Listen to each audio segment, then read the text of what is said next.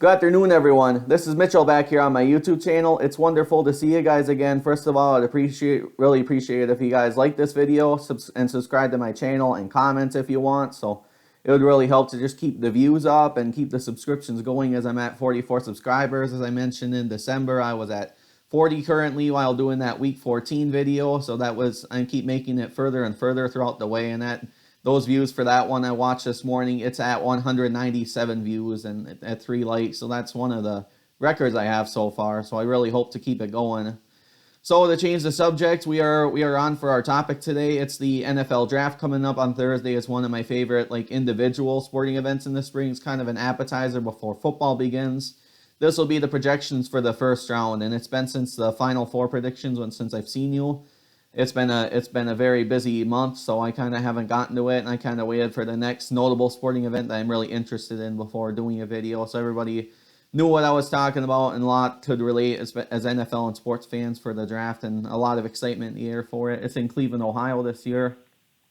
So first off, we all know this. Urban Meyer was hired with the Jacksonville Jaguars in January. He did lead the Fox College football team, leading the pregame, postgame, that type of thing. He was a part of their team, but he's gonna be with Jacksonville, and he's really seen a lot in Trevor Lawrence. He's seen Trevor Lawrence play like Trevor Lawrence. He literally said it Saturday in a media interview, and he's really ready to see what he does, and he's gonna be with Jacksonville. That's the first projection. So this is from Ryan Wilson on CBS Sports. I'll leave you guys the link below, but these are the predictions I'll go over a little bit. Zach Wilson from BYU will be drafted to the Jets he'll be the second one. Mac Jones from Alabama. We're gonna have 3 quarterbacks in a row from this projection, but it's not for sure, but I'm kind of hyping up there. The 49ers are trading. Let's see here. I'm trying to see who they're trading with. So bear with me a minute.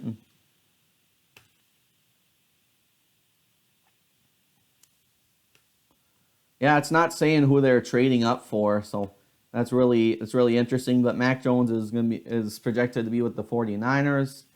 Kyle Pitts, who Atlanta really hasn't had a very good tight end. They've had Hunter Hurst, which is very consistent, but Tony Gonzalez, future Hall of Famer. They haven't really had a bigger name since then. And Kyle Pitts for Florida was an unbelievable athlete. All his years in Florida, he's going as a junior to the NFL, and that would be a very notable pick for the Falcons if they got him. 5th, Cincinnati would draft Penei Sewell. They were a little bit better because they had Joe Burrow last year. I enjoyed watching him as a rookie go on, and if they had an offensive lineman like Sewell, that would be a very consistent pick for them. So, yep, I think it's a very possible one for them to have. Miami traded from Philadelphia, so the Eagles will fall later in the draft.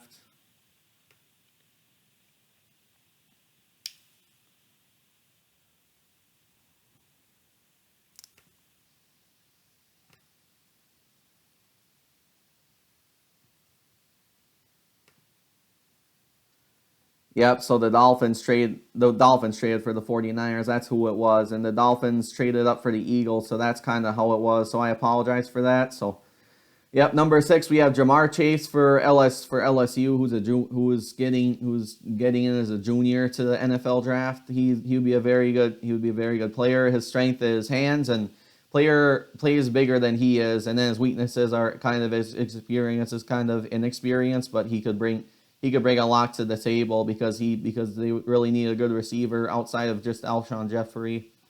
There's actually another receiver, number 7, that's going. I think the Alabama receiver is he's eventually gonna go right away. But for now there's a lot of good ones, and very surprisingly he's gonna wait till later. It's Devante Smith, by the way, so I had to get his name down. The first one is Jaylen Waddle. So, yep, 2 Alabama wide receivers are going to be out in the top 15, I believe, in general. But that's for all the projections. He is projected to go to the Lions. He had 28 receptions for 591 yards and an average of 21.1 yards per play and 4 touchdowns. His best trait is his vertical speed. He would have a lot of speed because the Lions really do need a lot of speed with Jared Goff as a quarterback, and they could have Justin Fields as well. That's another projection. And then he also has the ability to change the direction. So as normally it's kind of like inconsistent for Lions offense, but if he can change the direction and really confuse the teams that are playing against the Lions, I could see him being a big star there, and it's in a really big rookie that they could draft and really add experience. Number 8 though, with Cam Newton outside of Carolina, Justin Fields is shockingly not going till number 8, but not a lot of quarterbacks are going right away, as some projections are knowing. His strengths are arm strength. Decision making is very, very much good too. I wish the Packers could get him eventually when Rodgers is done. Even as a Michigan fan, it's fun to watch him play. He's had a lot of health issues, but made it far. I give him a lot of credit for that. His weaknesses are post-snap coverage reads, which I kind of agree with. And sometimes he's not good after he does snap the ball. It's kind of inconsistent, but working to 2 to 5 in projections. So I think it's just his projections could really improve throughout his NFL career, whoever drafts him. He had 2,100 passing yards at his time at Ohio State, 70.2% passer percentage, 22 touchdowns, and 6 interceptions. 9th, we have Rashaan Slater from Northwestern. He's an offensive lineman. Denver could really use an offensive lineman as they keep falling short. Even with Drew Lock having a good end of season last year, they could really see that being a good pick for them. So let's look at his strengths quick. He's physical. He has the ability to get to the second level, and his weaknesses are his arm length, which I kind of agree with, and also problems with speed rushers coming inside at times. So it's kind of tough being an offensive linebacker when speed rushers are trying to get at you and try to get the quarterback or make just big plays on defense in general. Next, we have Trey Lance who's going to go to New England. It would be a mock trade from Dallas, so it's a projection that Dallas would trade with the Patriots, which would be very shocking, but Cam Newton I don't think will last there forever. He's had a good career. He's had 1 Super Bowl appearance, and he had a good career at Carolina, so eventually his days could shut down for him. So it could be a very good one in North Dakota State. As most people know, college football wise, they've been very successful for the FCS, so they could really pick up a big name from the FCS. There's a lot of FCS players going early in this draft. Now we have Devante Smith from Alabama, who's a senior. He's the wide receiver, obviously, as I was mentioning earlier. He played all 4 years. He had some sensational seasons there. He had 3 national championship appearances. They beat Georgia in 2018, and he scored the game-winning touchdown over Georgia in a very, very good game. One of my favorite national championships of all time, even though I wanted Georgia to win. So anyway, just what he would bring to the Giants would be really, really, really tough with Daniel Jones. He had 117 receptions in his career there, 1,856, and then he had 15.9 yards per play and 23 touchdowns at his career. His strengths are speed. I really like the way he speeds, and then his playmaking ability is also really good. He can really confuse teams when his playmaking is consistent. His weaknesses are frame, which I could agree with, and then can be forced against sidelines and outside release. Next, we have Patrick Surtain for the Eagles. They traded from the Dolphins. Let's see here, make sure I'm correct here. They traded from the 49ers, on that one, but I don't think that's a very good pick right now because he really only had 1 interception in college, so I don't think he's the best pick. I don't think the Eagles really need a cornerback right away, so I think I very much disagree with that one.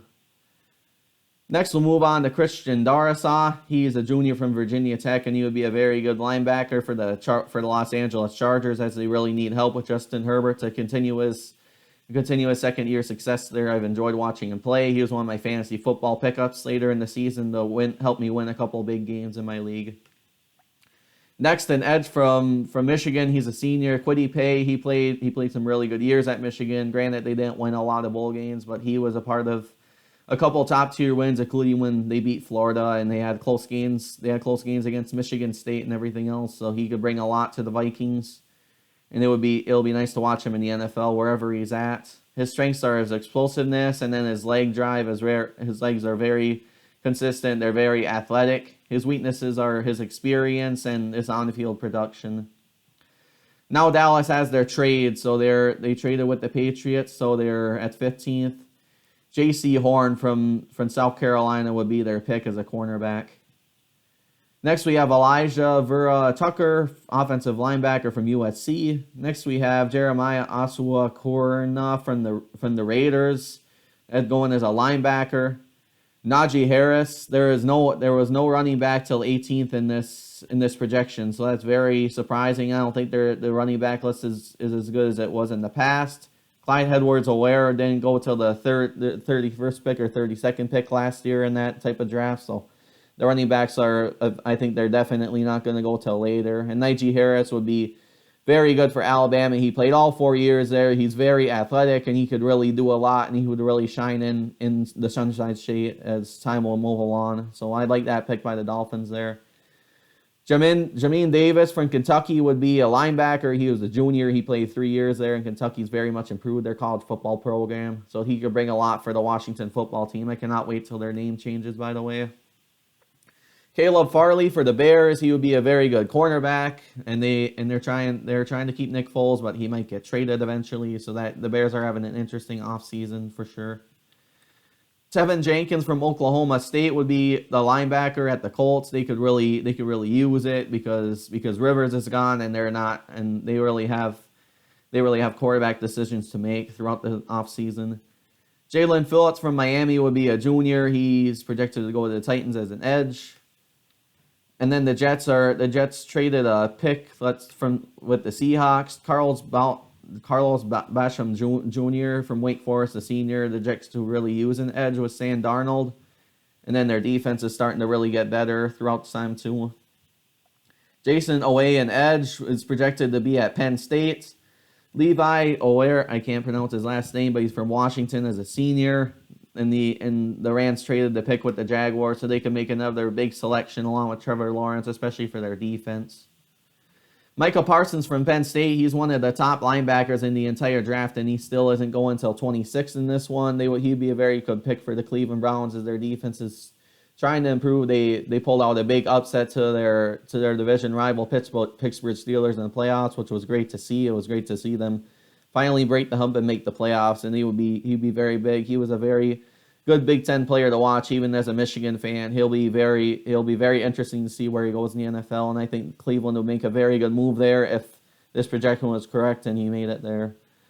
Aziz Orr from Georgia, he's a sophomore. He's going really early actually, and he'll be an edge from the Baltimore Ravens. Now we're at the playoff team. Speaking of which.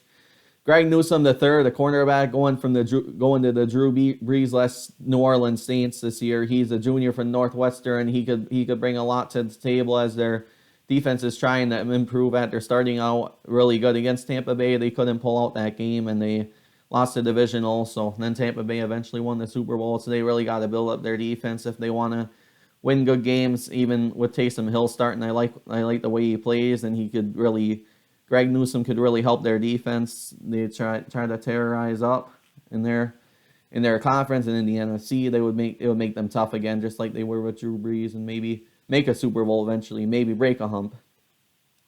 Kadarius Toney, I have an NFL Draft magazine. They have him going to the Packers as a wide receiver, which I really want a receiver cornerback. I'm very happy with this pick, and Florida's obviously a great school to pick from for the Packers, and he could bring in a lot. Let's see his rating, 88.87 rating. His best trait is his explosiveness, and then his versatility and explosiveness for sure. He'll bring in a lot of versatility for us, along with Devontae Adams and Valdez-Scantling. He could really be a starter within a few years if he comes to Green Bay. And then his weaknesses are strength. It would take him a while to get his strength going again, and then he gets bumped off routes fairly easily, which I could definitely agree there. His games played are 11, receiving yard. He had 70 receptions, 984 yards and 14.1 yards a play. So I really want a receiver or a cornerback, and this is the receiver that they had in the magazine I bought at Walgreens last week after I got my COVID vaccine. I got the magazine, and That's why I saw the Packers are projecting the pick on there as well. So I'm very sold on this pick, and it'd be worth the late night staying up if we had him or a cornerback. So number 30, we have Zavon Collins. Buffalo went down another pick because they lost after the Packers did an NFC Championship game. He's from Tulsa, junior, and he'd be a very good linebacker as Buffalo's trying to build up their defense. And Josh Allen's another favorite player of mine outside my favorite team to watch. So their defense, that could really help their defense. Baltimore traded their pick with Kansas City, who's the Super Bowl runner-ups. Terrace Marshall Jr. from LSU would be going really late, but he could be a huge receiver with Lamar Jackson. They can make a lot of noise, and he's from LSU, which is a very top tier school, and along with Lamar Jackson just improving over time, that could very much be a very good pick for him throughout time. So the mock draft from Tampa Bay. So Tampa Bay may not be going till Friday night. Trevon Moehrig from Dallas, a TCU junior. He could be in the state of Texas from this pick, and he is a safety. Dallas could really use a safety, and Mike McCarthy's second year as a head coach, and they have Dan Quinn as their new defensive coordinator, which I think will make them tough again in the NFC East, and they would very much start here if they did draft a safety, especially in the first round. And Kansas City's definitely nice enough from them to make that trade, and they won the Super Bowl, so I don't think they're going to really build right away. They don't really need it under head coach Bruce Arians. I hope you all enjoyed this video and understood where I was coming from, and we'll see you soon for some NBA playoff analysis and some more fun videos coming. Hope you all have a good rest of the Tuesday, and see you later.